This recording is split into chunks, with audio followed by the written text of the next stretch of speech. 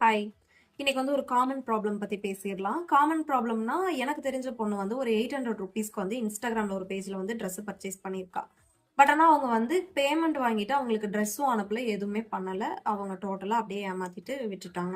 So இந்த பொண்ணு என்ன பண்ணான்னா, அத என்ட்ட சொன்னா. அதுக்கப்புறம் சரி ஓகே, நான் வந்து இப்ப ரீசென்ட் டேஸா நம்ம வீடியோஸ் வேற நெறைய பேர் நெறைய பேஜஸ்ல போடுறாங்களே, வீடியோவே திருடி போடுறவங்க ப்ராடக்ட் எப்படி ஒழுங்கா குடுப்பாங்க அப்படின்னு சொல்லி எனக்கு தோணுச்சு.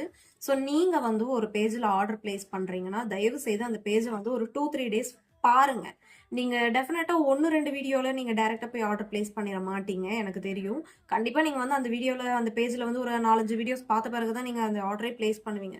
ஸோ அப்படி ஆர்டர் பிளேஸ் பண்ணும்போது ஒரு 2, 3 டேஸ் மைன்யூட்டா அந்த பேஜ வாட்ச் பண்ணுங்க. அது அவங்க தான் வீடியோஸ் போடுறாங்களா? கஸ்டமர்ஸ் எல்லாம் நெறைய பேர் பர்ச்சேஸ் பண்றாங்களா? அந்த மாரி நெறைய நீங்க செக் பண்ணிட்டு அதுக்கப்புறம் ஆர்டர் பிளேஸ் பண்ணுங்க. ஸோ இந்த மாரி இதுலருந்து நம்ம சேஃபா இருந்துக்கலாம்.